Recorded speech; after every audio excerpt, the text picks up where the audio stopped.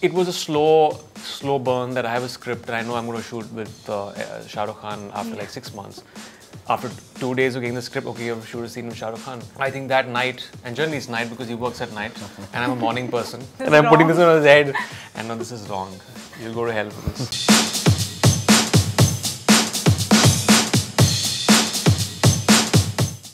Hi Imran, hi Vipul. Hi. Welcome to Box Office India. Thank you.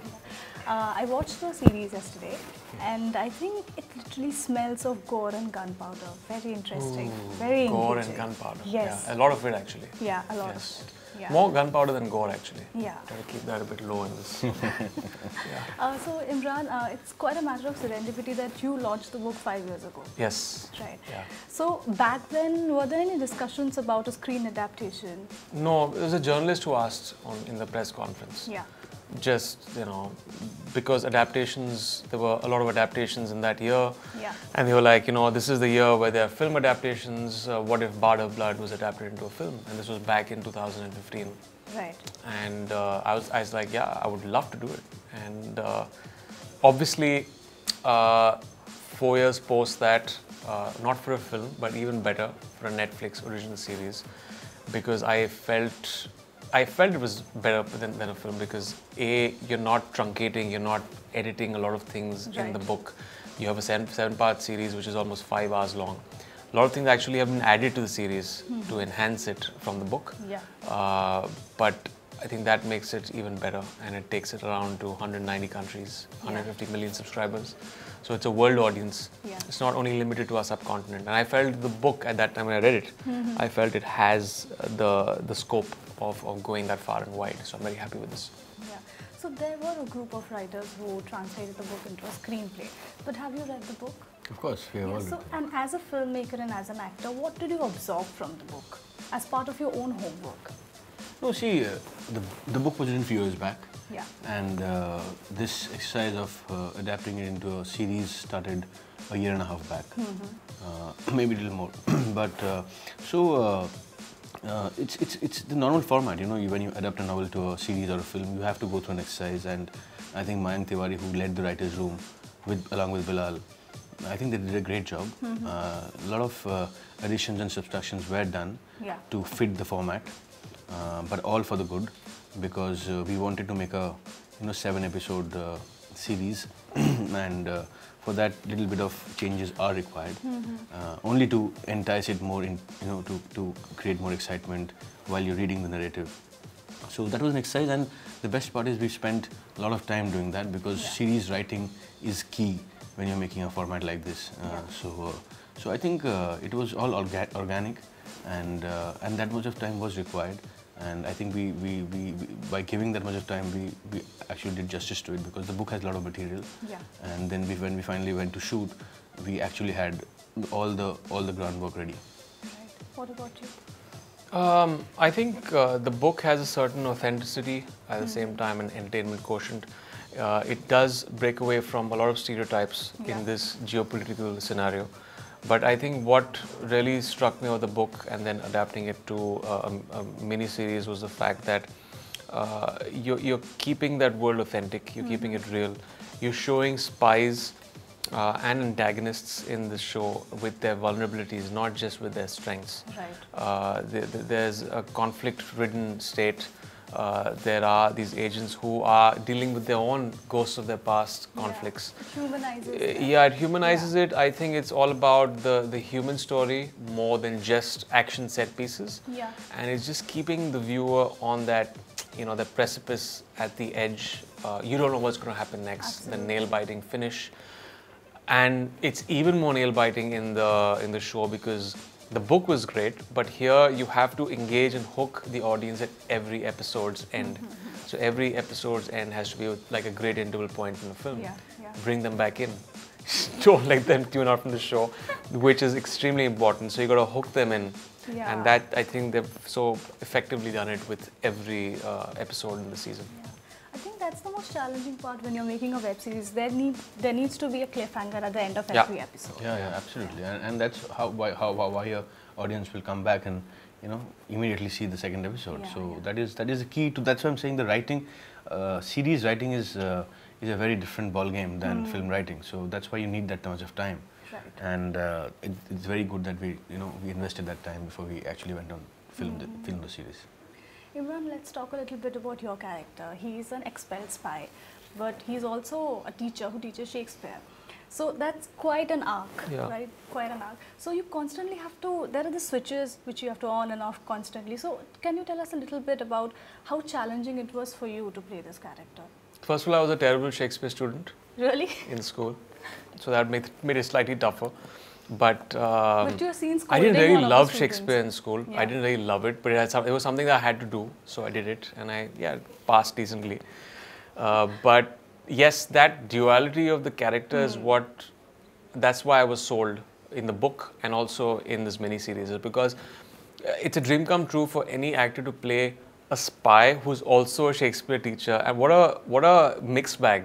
Yeah. Like they're two opposite ends of the spectrum. There's one And guy that's how who the is title just also comes, right? yeah, The and Bard. it's Bard. Yeah, there's one guy who's so you find him at a time in his life where he's dealing with these problems, but Yeah. at the same time he's a average Joe. Yeah. He drives his little whatever middle class car, and he's got his middle class home, and he's a teacher, and he's teaching students Shakespeare. But then, like, okay, one second, this guy he's dangerous, and he's a killer, and he's a spy also. He's a hostage rescue specialist, and he's this legend in this agency. Yeah. So how does this all fit in? And it's like you start peeling the layers when you go with this guy in the mission.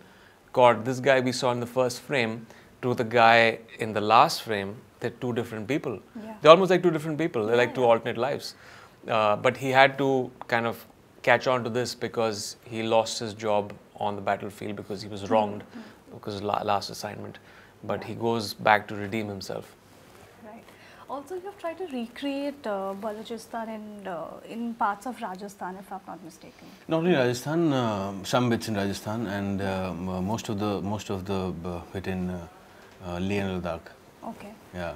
So can you tell us a little bit about the whole recce process? Yeah. See, like I was telling you, we had spent a lot of time during pre-production, and when the writing was going on, we all wanted to find the right locations, because recreating Balochistan or Afghanistan or Pakistan is not easy. Right. And because we wanted to make a show which is of international scale and standard, we had to find the same terrain.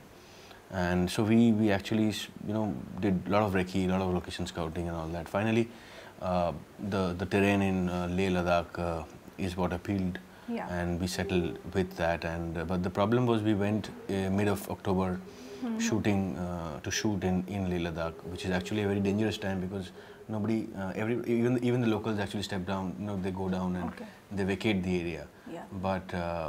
But we had to shoot because we were on, that's how the schedule was. But I think when you see the series, you'll see that those locations are unexplored. Those are untouched locations where we shot. So the idea was to create Balochistan, Afghanistan to its closest reality, and with the help of the production designer, the cinematographer, the costume designer, you create that atmosphere. And I was lucky to have a great team with me, with a wonderful set of actors. So yeah, it was tough, but I think by the end result, we all are very happy. So how is it having somebody like a Shah Rukh Khan backing you as a producer? So if you ask me as a maker, I would say. The best part about him, he gave time during the writing process, and then when we filmed and when we came back and put the edit together, he again spent quality time with us. 5 hours over each episodes after I edited episodes during the post-producing process time. But the best part was that he very diligently came with notepads. And he put notes, jotted down points, and he discussed with you.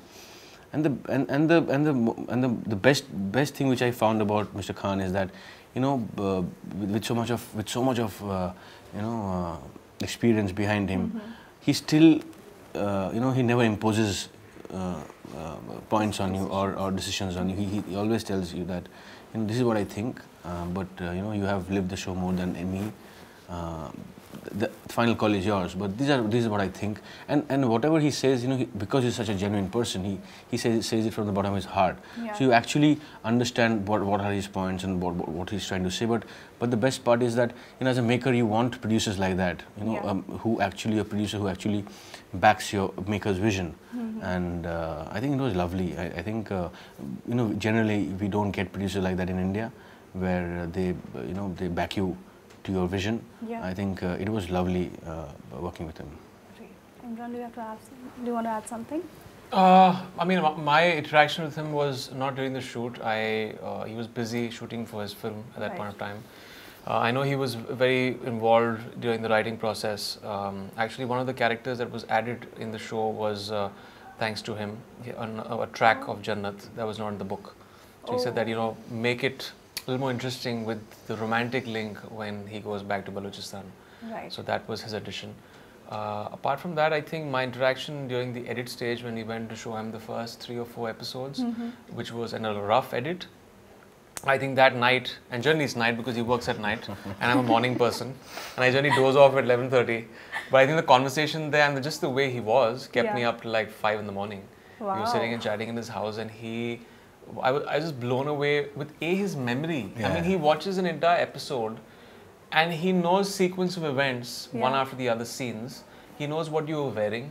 He knows what dialogues you've said, and he's so sharp. And you know, when out of his obviously the experience, when he was watching stuff, and he could really, in a particular scene, I felt a beat was not going just quite right. He actually spelled it out why so.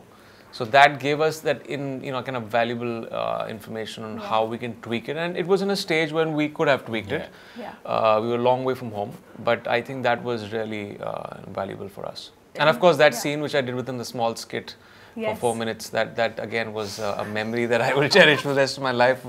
Putting a bag on Shah Rukh Khan's face, that I was feeling so guilty and so bad. I mean, I've grown up watching his films. He's had like this impact, you know, it's been a huge impact for me as an actor, as a person, watching him on screen. I've seen him since I was in school. And here, it's not like it was a slow burn that I have a script and I know I'm going to shoot with Shah Rukh Khan after like 6 months. After 2 days of getting the script, okay, you have to shoot a scene with Shah Rukh Khan. And I'm sitting on a table and getting interrogated by him. And I was like, at one part of me was like, you know, saying that this is wrong. I'm calling him a dhakkan and a dabba. And I'm putting this on his head. And no, this is wrong. You'll go to hell for this. But one part of me was saying, you know, be professional. There was one part of my brain that wanted to take your autograph. Yeah, we can understand. Yeah. Great. On that note, thank you so much. And all the best. Thank you so much. Thank you.